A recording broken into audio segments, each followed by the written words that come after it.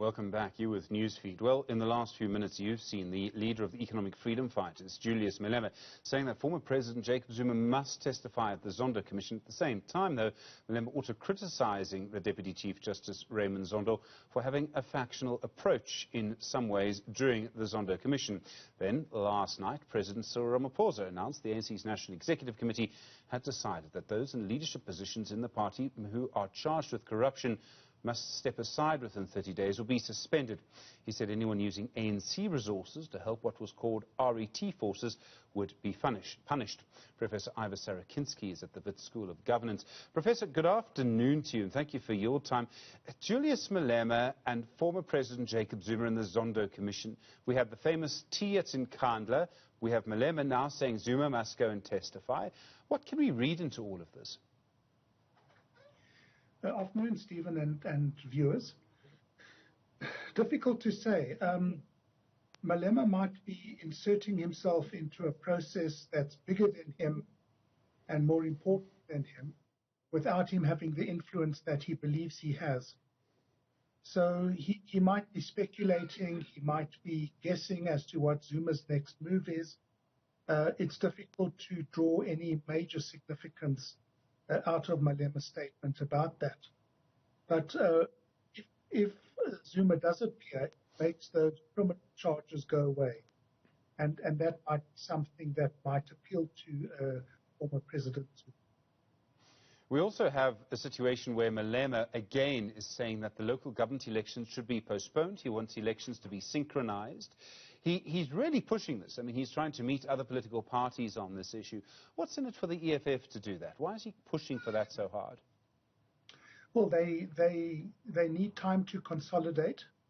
The mobilization in action based on COVID and internal EFF issues has inhibited their public appeal. So a postponement would be advantageous in terms of rebuilding after the bad publicity they've had around DBS and other scandals. And then there is a political move to have all the elections simultaneously. And there are pros and cons to that, but in my view, the cons outweigh the pros. It's a long, complicated debate. I suspect we're going to have that debate as a nation for quite some time.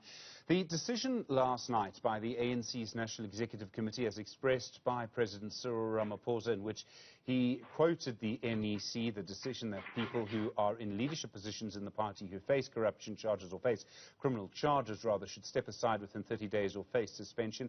I've seen many people through the morning, through the afternoon, suggest that this is in some ways almost a complete victory for President Ramaphosa against the ANC Secretary General Magashule.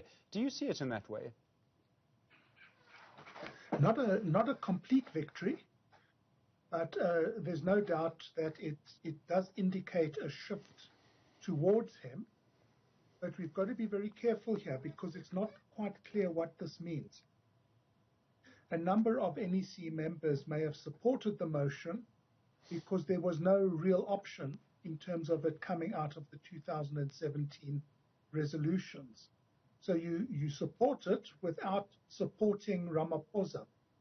And at the same time, if Ace does step down, who comes in and takes his place? The current Deputy Secretary General, Jesse Duarte, who's certainly not an enemy of the RET grouping within the ANC. So the RET crowd in the NEC had very little to lose. It's not easy on Ace's ego, but in terms of the faction, it doesn't really hurt. The obvious question, though, of course, is what Magashule does now. And I mean, he has several options, I suppose. He could just, walk away. He could step aside, is really the right phrase. He could try and challenge this in court, I suppose. He could try and go through a suspension process. Is it possible to know? And, of course, 30 days, a long time in our politics. Yes. Well, the one thing we do know is he's going to spend just about every moment of those 30 days mobilizing certain key branches where he knows he has support to lobby for the RET position at the forthcoming National General Council. What are his options in terms of stand down? He might go quietly, might not be in his character or in his history. He can refuse to stand down and that means the ANC will have to discipline him. That's a long, tortuous process. We've seen that with the Julius Malema expulsion some years back. That can drag on for a long period of time, very acrimonious. And if he loses that one, he can still take that to court on appeal. So it's not over by a long shot whether he stands down with the acting deputy taking his place or whether he fights it. The RET faction in the ANC hasn't been won over or seduced by the Ramaphosa faction yet in a significant way. I mean, there's a strange thing around this, a sort of wrinkle, I suppose, would be the right word. As I understand the ANC constitution, the person who actually accounts in court, the sort of legal accounting officer for the ANC, is actually the Secretary-General. And certainly, the Secretary-General, Gwede Mantashe, has testified in court on behalf of the African National Congress in the past. It was actually, incidentally, during the Julius Malema hate speech trial many years ago. This would now be the Secretary-General taking the legal accounting officer of the ANC to court. I mean, it would be quite a complex problem. Yes, but we've seen in the past with some of the cases that former President Zuma has brought to court that the complexities and the intricacies aren't the issue. The issue is about stonewalling, Stalingrad, slowing the process down in order to wear people down to win concessions. And he might choose to go that route. We wait to see how he sees it. But the RET grouping as a whole will not be uncomfortable with Jesse Duarte being the acting Secretary General. There's an important conversation during all of this around governance and whether any kind of reform process would start in government.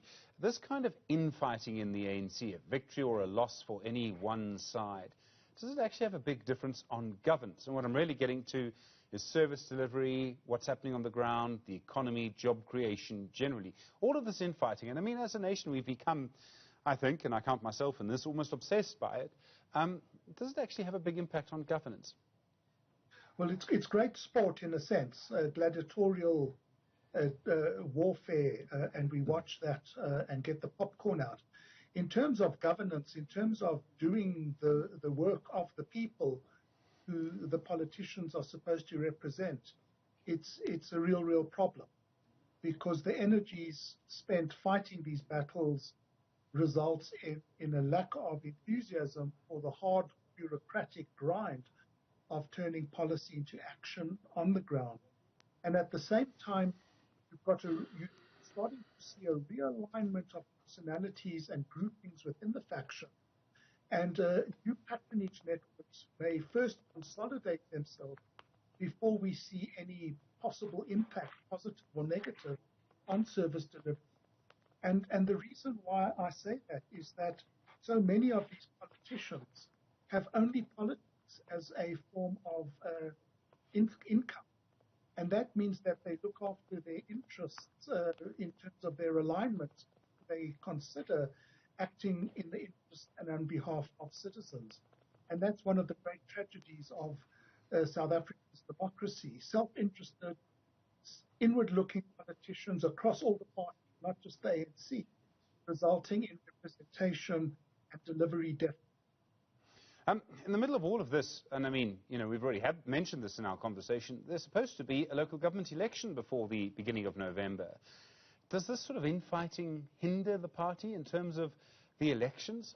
I mean, surely we're going to see a situation in which, you know, people get tired of politics, or maybe they don't, because generally speaking, the poorer you are, the bigger a difference government services make to your daily life.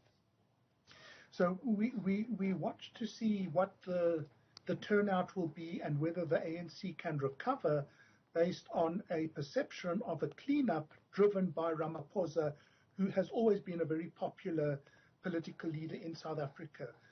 Maybe the ANC can recover some ground lost in 2016. The chances of that are reasonable.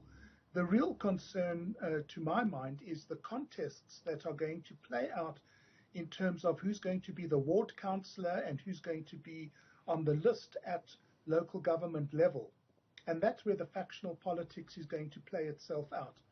I suspect that we're going to see winners and losers from both factions in that process, and I think we're going to see a number of former ANC members and councillors withdrawing from the ANC to stand as independents, especially at ward level, to try and get into the councils as a form of employment, as a means to a livelihood. And that, I think, could damage the ANC quite significantly if there are large numbers of former ANC activists and representatives who stand as independents in the forthcoming local government elections. I think that's the ramification of what this factional fighting is for the local government elections from the ANC's perspective. Professor Ivor Sarakinsky at the Wits School of Governance, do appreciate the time. Thanks very much indeed. We'll be on